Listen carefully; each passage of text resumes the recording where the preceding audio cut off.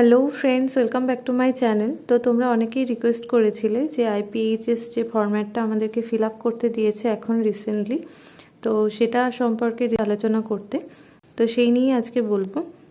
এখানে দেখো আইপিএইচএস 2022 ব্র্যাকেটে দেখো লেখা আছে NHSRC, ঠিক আছে। তো এটা হচ্ছে national health system resource centre. আর আইপিএইচএস কি? Indian public health standard. তো এই ফর্মটা আমাদেরকে কেন ফিল আপ করতে হবে? এই অ্যাসেসমেন্ট শিটটা ফিল আপ করার পরই বোঝা যাবে যে আমাদের সেন্টারটা কতটা ডেফিসিট আছে এই স্ট্যান্ডার্ডটা মিট করতে। ফার্স্টেই বলে রাখি যে এটা অনেকটা লেন্থি হতে চলেছে। আশা করব ভিডিওটা তোমরা সবটা দেখবে স্কিপ না করে, তাহলে হয়তো বুঝতে পারবে সবটা। আর এটা আমি দুটো পার্টে বোঝাবো, না হলে ভিডিওটা প্রচুরই লেন্দি হয়ে যাবে। তো ফার্স্ট পার্টে হিউম্যান রিসোর্সের আগে অবধি থাকবে, সেকেন্ড পার্টে তারপর থেকে থাকবে। তো চলো শুরু করা যাক। ফার্স্টেই লেখা আছে ইন্ডিয়ান পাবলিক হেলথ স্ট্যান্ডার্ড। এখানে কিছু লেখার দরকার নেই। Assessment tool for DH, SDH, CHC, PHC, SHC. তো এখানে হবে এসএইচসি। ঠিক, তারপরে হচ্ছে আইপিএইচএস 2022 ইনস্ট্রাকশন। দেখো লেখা আছে respond to all question and scroll down all screens to see all question, যাতে সমস্ত কোয়েশ্চেনগুলো আমরা দেখতে পারি। Double star mark text has definition below screen. তারপরে হচ্ছে patient load monthly average last 12 month data will calculate total number of patient who are attended in the hospital in last 12 month from the date of evaluation divided by 12।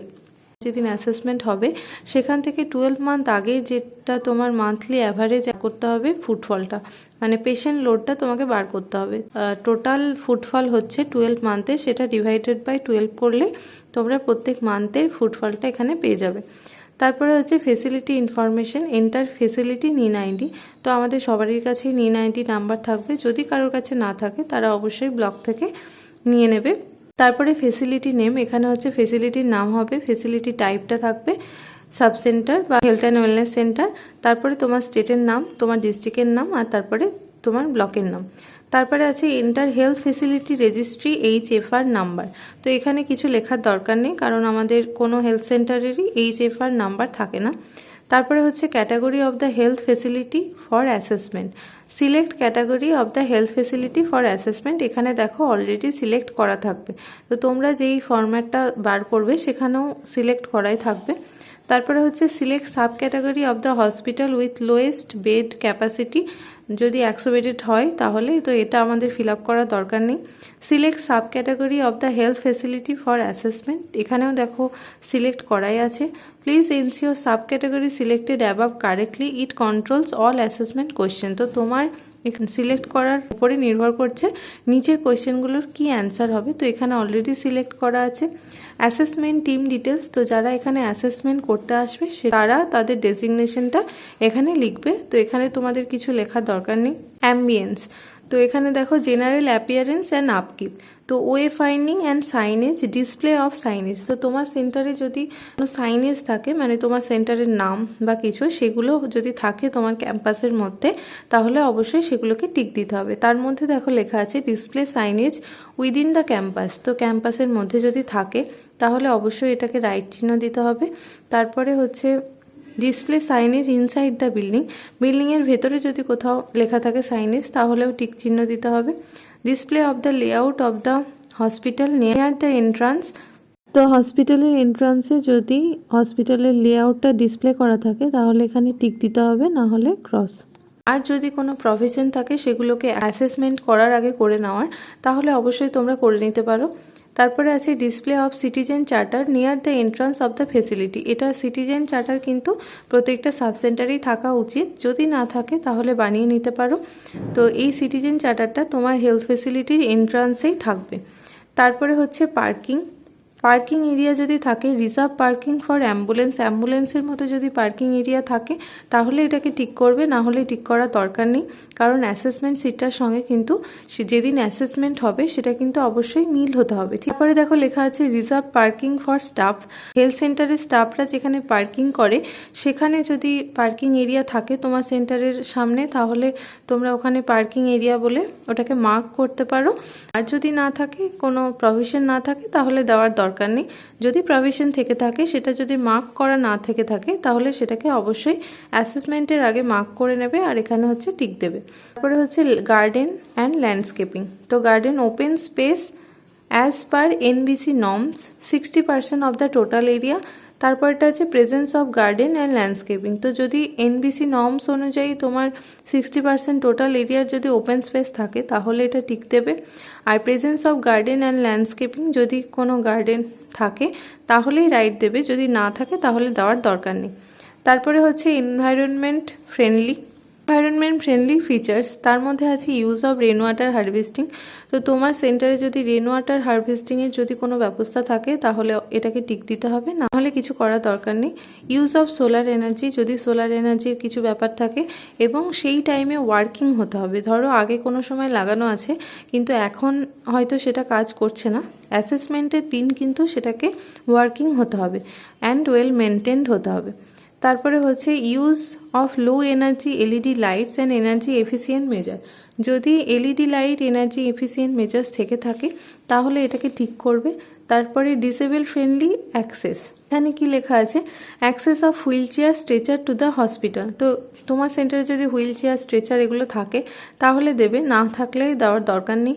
Presence of ramp or lifts, যদি ramp থাকে বা lift থাকে সেটা দেবে।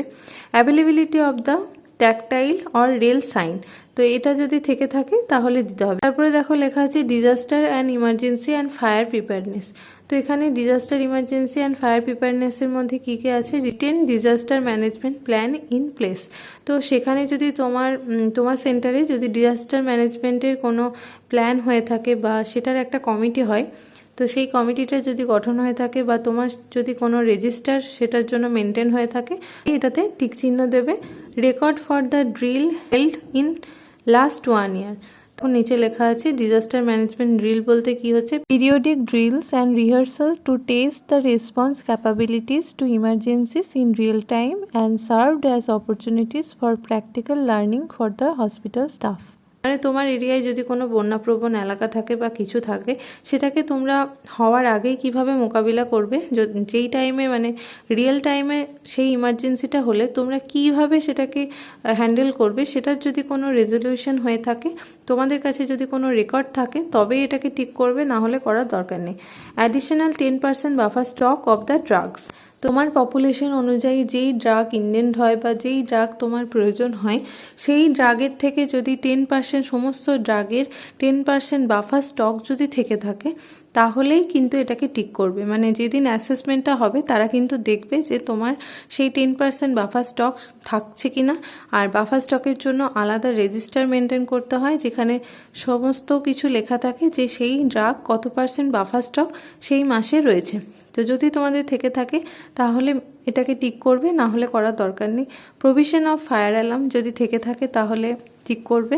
Provision of the fire extinguisher, এটাও তাই, যেগুলো তোমার সেন্টারে থাকবে সেগুলো টিক করবে, আদারওয়াইজ করবে না। Water connection at all floors, প্রত্যেক রুমে ওয়াটার কানেকশন আছে কিনা, তারপরে ইমার্জেন্সি এক্সিট ডোর আছে কিনা, সেটা আনলক আছে কিনা, এগুলো যদি থেকে থাকে তাহলে টিক দেবে, না হলে দেওয়ার দরকার নেই। Electric power supply and illumination, এখানে আছে আনইন্টারাপ্টেড ইলেকট্রিক সাপ্লাই। তো এখানে ইয়েস অর নো দেওয়া আছে। যদি তোমার ইনভার্টার টাইপের কিছু থেকে থাকে বা ইনভার্টার থেকে থাকে তাহলে এটাকে ইয়েস করবে, না হলে নো করবে। তারপরে অ্যানুয়াল ইলেকট্রিক অডিট যদি হয় তাহলে ইয়েস করবে, অডিটের মানে রিপোর্ট থাকতে হবে, ঠিক আছে, অডিট যদি হয়ে থাকে, আর না হলে নো করবে। Constant digital display for neutral and earthing, neutral আর আর্থিংয়ের জন্য যদি ডিজিটাল ডিসপ্লে হয়ে থাকে তাহলে ইয়েস করবে, আর না হলে নো। তারপরে আছে ওয়াটার সাপ্লাই, ওয়াটার সাপ্লাইয়ের মধ্যে provision of pipe to water round the clock, এটা যদি থাকে তাহলে টিক চিহ্ন দেবে। তারপর availability of the overhead water storage tank, তো ছাদের উপরে যদি কোনো ট্যাঙ্ক থাকে ওয়াটার স্টোরেজের জন্য তাহলে এটাকে টিক করবে। Water tank cleaned monthly quarterly as per record, ওখানে কিন্তু রেকর্ড থাকতে হবে। যদি আমরা বললাম যে এটাকে ক্লিন করা হয় বা যদি করা হয়েও থাকে কিন্তু আমাদের কাছে যদি কোনো রেকর্ডস না থাকে তাহলে কিন্তু এটাকে করা যাবে না, ঠিক আছে। তারপরে disinfection of the water source and coordination with public health engineering department for safe water supply. মানে কোনো টেস্টিং হয়েছে কিনা সেটা দেখতে হবে। ডিসইনফেকশন অফ দ্য ওয়াটার সোর্সটা, মানে যেখান থেকে আমরা জলটা সাপ্লাই পাচ্ছি সেখানকার জল ডিসইনফেকশন হচ্ছে কিনা সেটা দেখতে হবে। এটাও আমাদের কাছে রেকর্ড যদি থাকে তবেই, নাহলে নো করতে হবে। Regular testing of the water quality using H2S strip test, তো এখানে যদি হয়ে থাকে তাহলে রাইট, আর না হলে cross. Drainage, sanitation and waste management, এখানে ওয়েস্ট ম্যানেজমেন্টে availability of the colour coded BMW bins. আশা করছি সব সেন্টারেই হয়তো কালার কোডেড বিনস আছে। যদি না থাকে তাহলে দেওয়ার দরকার নেই, আর যদি থাকে তাহলে অবশ্যই এটাকে টিক করবে। Separate beans for disposal of Surf material ফেলার জন্য যে বিন থাকে সেগুলো যদি থাকে তাহলে অবশ্যই টিক চিহ্ন দেবে। তারপরে হচ্ছে drainage and sanitation system, availability of well manage drainage and sanitation system, ব্র্যাকেটে দেখো লেখা আছে properly cover drains manholes through the hospital premises. তো তোমার সেন্টারে যদি কোনো ড্রেন থাকে সেটা যদি প্রপারলি কভার্ড হয় তাহলে এটাকে টিক দেবে, না হলে ক্রস। তারপরে দেখো লেখা আছে টয়লেটস, তো tick mark after observing both IPD OPD। তো আমাদের OPDটাকেই আমাদেরকে অবজার্ভ করে তারপরে টিক দিতে হবে। Toilet, separate toilet for male female, তো মেল ফিমেল আলাদা করে সেপারেট টয়লেট আছে কিনা। যদি তোমাদের সেন্টারে দুটো টয়লেট থেকে থাকে সেটাকে মেল ফিমেল আলাদা করে মার্ক করে নিতে পারো, তাহলে এটা তুমি টিক করতে পারবে। তারপরে হচ্ছে জেন্ডার সেন্সিটিভ টয়লেট, তো যদি আরও বেশি টয়লেট থেকে থাকে তাহলে সেটাকে তোমরা আলাদা করে জেন্ডার সেন্সিটিভ টয়লেট হিসাবে মার্ক করতে পারো, তাহলেও এটা টিক করতে পারবে। যদি প্রভিশন না থাকে তাহলে দেওয়ার দরকার নেই। তারপরে হচ্ছে ডিসেবল ফ্রেন্ডলি টয়লেট, এটার জন্য কিন্তু পুরো আলাদা সিস্টেম হয়, যদি সেটা করতে পারো তাহলে এটা টিক করবে। হচ্ছে রানিং ওয়াটার থাকলে টিক দেবে, ফ্লাশ থাকলে টিক দেবে। ফ্রি অফ ড্যামনেস অ্যান্ড সিপেজ, তো যদি ড্যামনেস সিপেজ থেকে ফ্রি থাকে, বাথরুমটা ড্যাম না হয়ে থাকে তাহলে এটাকে টিক দেবে। ক্লিনলিনেসের মধ্যে দেখো লেখা আছে availability of the checklist with supervisory signature, তো যারা হচ্ছে টয়লেট পরিষ্কার করে বা তোমার সেন্টার পরিষ্কার করে সেখান থেকে হচ্ছে একটা চেকলিস্ট থাকবে তার পাশে, যেখানে যে সুপারভাইজ করছে তার সিগনেচার থাকবে। যদি সেরকম করা থাকে, তোমাদের কাছে রেকর্ড থাকে, তাহলে এটা টিক করবে, না হলে নো। তারপরে হচ্ছে OPD আউট পেশেন্ট ডিপার্টমেন্ট, তো এখানে দেখো registration area, number of registration counter, তো এখানে আমরা কি করতে পারি, যেখানে রেজিস্ট্রেশন হচ্ছে সেখানে আলাদা করে একটা মার্ক করতে পারি। মানে ধরো আমাদের CHO রুমে রেজিস্ট্রেশন হচ্ছে বা NC রুমেও কিন্তু রেজিস্ট্রেশন হচ্ছে, NC মাদারদের, তো যেখানেই রেজিস্ট্রেশন হচ্ছে সেটা আমরা মানে রেজিস্ট্রেশন এরিয়া করতে পারি, যেখানে দেখাতে পারি যে আমাদের সমস্ত পেশেন্ট রেজিস্টার্ড হচ্ছে, তো সেটা একটা রেজিস্ট্রেশন কর্নার করা যেতে পারে। কম্পিউটারাইজড রেজিস্ট্রেশন যেহেতু হয় না সেখানে আমরা এটাকে নো করব। তারপরে আছে ওয়েটিং এরিয়ার মধ্যে adequate seating arrangement, chair, bench, observe during peak volume and score if 1/3 has seating facility, তো সেটা আমাদেরকে দেখতে হবে যে যখন আমাদের সেন্টারে OPD ফুটফলটা, মানে ডেলি OPD ফুটফলটা 1/3% হতে হবে, যে তারা বসতে পারছে, সেই ক্যালকুলেশনটা করে দেখাতে হবে যে তোমার সিটিং অ্যারেঞ্জমেন্ট সেই অনুযায়ী আছে কিনা। যদি থাকে তাহলে হচ্ছে অ্যাডিকুয়েট, তো এখানে টিক হবে, যদি না থাকে তাহলে হচ্ছে ক্রস হবে। তারপরে হচ্ছে availability of the drinking water availability বলতে পেশেন্ট কিন্তু পারমিশন ছাড়াই সেখান থেকে জল নিতে পারবে, ঠিক আছে। মানে বাইরে একটা ড্রিঙ্কিং ওয়াটার কর্নার হতে পারে পেশেন্টদের জন্য, যেখান থেকে পেশেন্টরা নিজেদের মতো করে জল নিতে পারবে, ঠিক আছে। মানে ওটা পেশেন্টদের জন্যই, আমাদের পারমিশন নিয়ে নেবে এরকম কোনো ব্যবস্থা থাকবে না, সেখানে পুরো স্পষ্টভাবে মেনশন করা থাকবে যে ওটা পেশেন্টদের জন্য। তো সেরকম availability of the drinking water আছে কিনা, যদি থেকে থাকে তাহলে টিক দিতে হবে, আর যদি না থাকে তাহলে no. Consultation room OPD area, nursing station in OPD area, যেটা আমাদের থাকে না।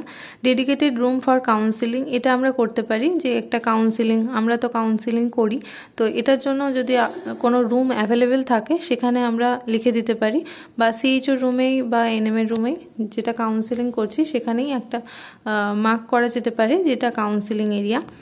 হচ্ছে পেশেন্ট লোড, এখানে দেখো লেখা আছে monthly average of last 12 month data, তো এখানে আগে বললাম যে লাস্ট 12 মান্থ ডাটা একটা অ্যাভারেজ করে এখানে দিতে হবে, তবে বোঝা যাবে এটা পেশেন্ট লোড কতটা প্রত্যেক মান্থে। তারপরে স্পেশাল সার্ভিস, এখানে আছে diagnostic service, laboratory service, above service available মানে ল্যাবরেটরি সার্ভিস অ্যাভেলেবেল কিনা, তো আমাদের এখন কোনো ল্যাব নেই, তাই এটা আমরা নো করব। Laboratory services functional during facility service hours 24/7। তো এখানে যেহেতু আমাদের ল্যাব নেই, সেই জন্য ফেসিলিটি সার্ভিসও আমাদের প্রোভাইড করা হয় না 24/7, তো এখানে নো হবে। Demarcated area for sample collection area আলাদা করে নেই, ফ্লেবোটমি এরিয়াও নেই, টেস্টিং এরিয়াও নেই, ঠিক আছে। যদি তোমরা করতে পারো তাহলে এটা টিক করবে, না হলে নো। তারপরে point of care test available. ফার্স্টে দেখো হিমোগ্লোবিন, তো হিমোগ্লোবিন HWC-তে চেক করা হয়, তাই এটা টিক দেব। Human chorionic gonadotropin HCG urine test for pregnancy, তো এটাও আমাদের টেস্ট করা হয়, সেটাও টিক দেব। Urine test for pH, specific gravity, leucocyte, esterase, glucose, bilirubin, urobilinogen, ketone, protein, এটা যদি হয়ে থাকে সেটা, মানে এখানে আমি আর আলাদা করে বলছি না, এখানে তোমরা যে যে টেস্ট তোমার সেন্টারে হয় এবং সেগুলোর প্রপারলি রেজিস্টার্ড মেনটেন হয় সেগুলোই কিন্তু এখানে টিক দেবে। তো এগুলো তোমরা পড়ে পড়ে দেখতে পারো। এখানে যেমন ম্যালেরিয়া র্যাপিড টেস্ট আমাদের করা হয়, ব্লাড সুগার টেস্ট করা হয়, ঠিক আছে। আয়োডিন সল্টটা যদি করা হয়ে থাকে তাহলে লিখবে, না হলে নো করবে। স্পুটাম ফর AFB কালেকশন, তো এখানে দেখো ব্র্যাকেটে লেখা আছে sample collection only, transported to TB microscopy center for testing. তো স্পুটাম কালেকশনটা আমাদের হচ্ছে সেন্টারে, কিন্তু টেস্টিংটা তো আমাদের সেন্টারে হচ্ছে না, পাঠাচ্ছি। কিন্তু যেহেতু স্পুটাম কালেকশনটা হচ্ছে সেই জন্য কিন্তু আমরা এটাকে টিক দেবো। সিকেল সেল র্যাপিড টেস্ট, এটা আমাদের হয়তো এখন হচ্ছে, কিন্তু যেহেতু ওটা আমাদের রেগুলারলি বেসিসে হয় না, সেহেতু এটা আমরা নই করব। তারপরে ল্যাবরেটরি ইকুইপমেন্টস, ল্যাবরেটরি ইকুইপমেন্টের মধ্যে পড়ছে ফাংশনাল ইকুইপমেন্ট অ্যাভেলেবেল। হিলস হিমোগ্লোবিনোমিটার, এটা যদি থেকে থাকে তাহলে টিক দেবে। ডিজিটাল হিমোগ্লোবিনোমিটার যদি থাকে তাহলে টিক দেবে, না থাকলে ক্রস। র্যাপিড কার টেস্ট যদি থাকে তাহলে tick. Multi parameter urine strip, dipstick যেহেতু থাকে তাই আমরা এটাকে টিক দেব। গ্লুকোমিটার স্ট্রিপ বেস্ট, সেটাও টিক দেব। VIA মেথড টিক দেব। টেস্টিং কিট, সেটা যদি থাকে তাহলে টিক দেব। স্যাম্পল কালেকশন টিক দেব। ফাইল এরিয়া স্ট্রিপ টেস্ট, এটা যদি না থাকে তাহলে ক্রস দেব, আর যদি থাকে তাহলে টিক। EST ROFT যদি থাকে তাহলে টিক, আর না হলে ক্রস। সলিউবিলিটি টেস্টিং যদি থাকে তাহলে ইয়েস, আর না হলে ক্রস। তারপরে আছে drugs pharmacy medicine, drug dispensing counter যদি থেকে থাকে, সেখানে ধরো আমাদের CHO রুমেই হচ্ছে ড্রাগ ডিসপেন্সিং হচ্ছে, তো সেটা আমরা একটা কর্নার করতে পারি। Essential infrastructure, provision of dedicated counters each for women elderly differently abled, তো এখানে যদি আলাদা করে ডেডিকেটেড কাউন্টার করা হয়, এটা করা যাবে না HWC-তে, যদি না হয় তাহলে ক্রস দেবে। Separate space for storage of temperature sensitive narcotic drug, এটাও ক্রস হবে। Computerize system for receiving, inspecting, storing, dispensing drug, যদি হয়ে থাকে তাহলে টিক দেবে, না হলে cross. Proper pest and rodent control যদি থাকে তাহলে টিক দেবে, না হলে ক্রস। এরপরে আছে drugs availability, anaesthetic agent, oxygen gas for inhalation, lignocaine topical form 5%, aspirin tablet 75 mg, diclofenac tablet 50 mg, ibuprofen tablet 200 mg।